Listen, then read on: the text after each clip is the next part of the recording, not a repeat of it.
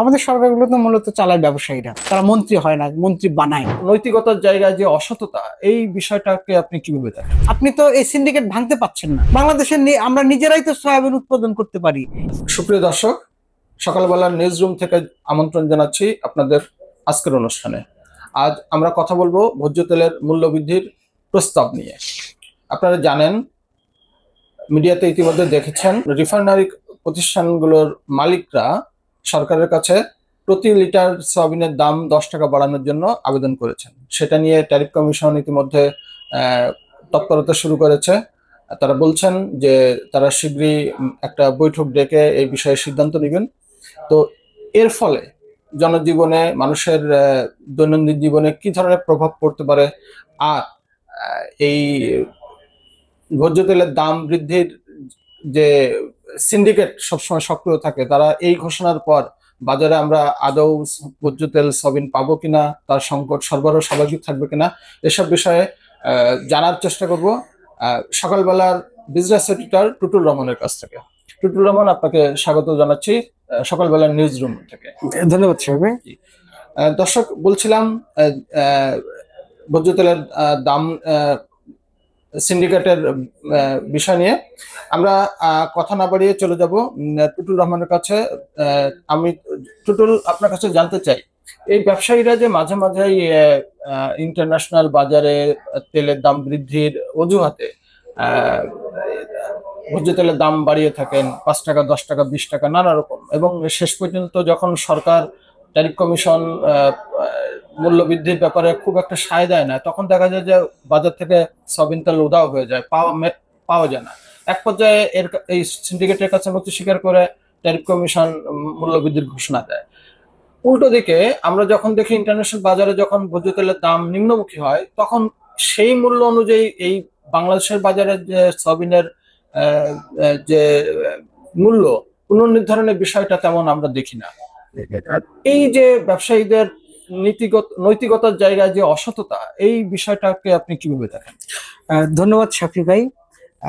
প্রথমেই আমি বলবো যে বাংলাদেশে এখন নিত্যপণ্যের যে দাম, সেটা নিয়ে কিন্তু জনগণ এক ধরনের নাভিশ্বাসের মধ্যে আছে।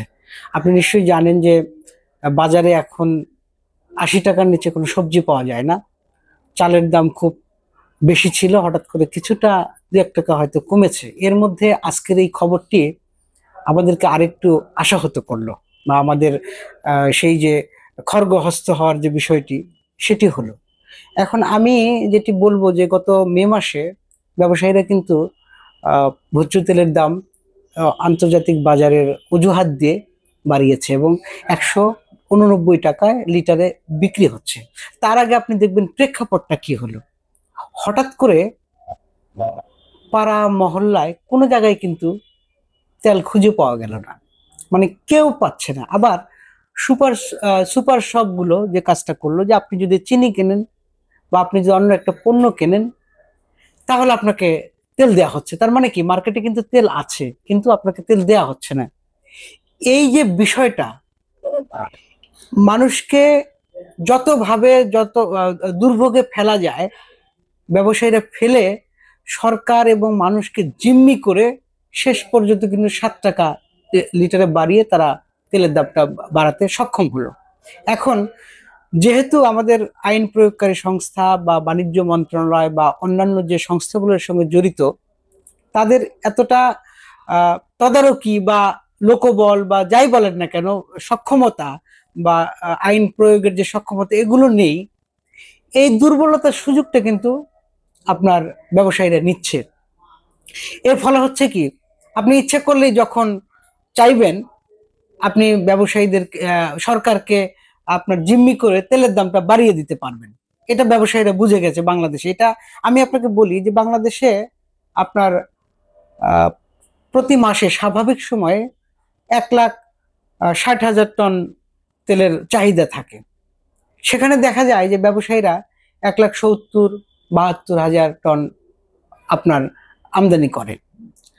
তেলের কিন্তু কোনো সংকট নেই। পাশাপাশি আরেকটি তথ্য আপনাকে দিই, সেটি হলো যে বর্তমানে বাংলাদেশে সয়াবিন তেল উৎপন্ন হচ্ছে, সেটা হলো আপনার প্রায় 3,11,000 মেট্রিক টন এখন আমরা উৎপাদন করি, তার মানে আমাদের উৎপাদন সক্ষমতা কিন্তু বাড়ছে ধীরে ধীরে।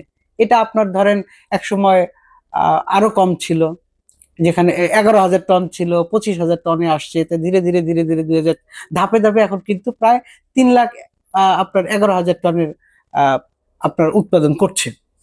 তো এখন ব্যবসায়ীরা এই সুযোগটাই নিচ্ছে যে সরকারকে ফাঁদে ফেলা যায়, মানুষকে ফাঁদে ফেলা যায় এবং মানুষের দুর্ভোগ বাড়াচ্ছে। আপনি দেখেন যে তেলের দাম কিন্তু এখন ব্যারেলে 12,000, সরি, $1,200 ছুঁই ছুঁই আর কি, এক হয়নি।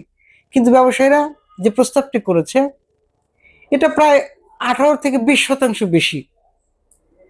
একদম মানে এটা বাণিজ্য মন্ত্রণালয় বলছে এটা একটা অযৌক্তিক, মানে বাণিজ্য মন্ত্রণালয় এটাকে বলেই দিয়েছে যে এটা অযৌক্তিক। কালকে হয়তো একটা meeting tariff commission, Bangladesh trade and tariff commission বসবে, একটা পর্যালোচনা করবে। ফলতে যেটা দাঁড়াবে, আপনার 10 টাকা প্রস্তাব করেছে, তারা হয়তো 7 টাকা বাড়াবে বা 5 টাকা বাড়াবে। তেলের দাম কিন্তু আপনি নিশ্চিত থাকেন যে এটা বাড়বে। আর যদি কালকের বৈঠকটি ফলপ্রসূ না হয়, তাহলে 3 মাস আগে বা 4 মাস আগে যে পরিস্থিতি তৈরি হয়েছিল, আপনার বলবে তেল নেই, বাজারে সংকট, বা আমদানি জাহাজ আসেনি, নানা অজুহাতে তেলটা একটা সংকট এবং মানুষের যে কষ্ট হওয়ার কথা সেই কষ্টটা হবে।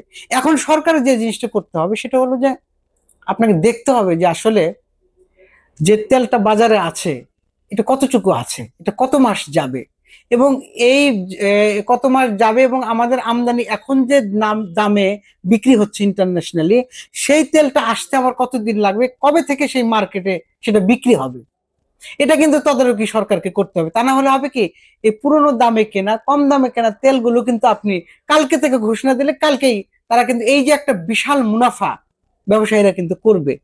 তো এইটা একটা বিষয়। আরেকটা বিষয় যেটা করতে হবে সেটা হলো যে আমাদের যে তেল উৎপাদনের যে সক্ষমতা, আপনার আমি দেখেছি সাংবাদিকতা করতে গিয়ে যে আপনার লক্ষ্মীপুর সহ বিভিন্ন জায়গায় সয়াবিন চাষে কৃষকরা কিন্তু খুবই মানে উদ্বুদ্ধ হচ্ছে, এবং বাংলাদেশ ব্যাংকও কিন্তু সয়াবিন চাষে 3% সুদে আপনার ইন্টারেস্টে ব্যাংক লোন দিত। এই প্রজেক্টগুলো কিন্তু আর দেখা যাচ্ছে না।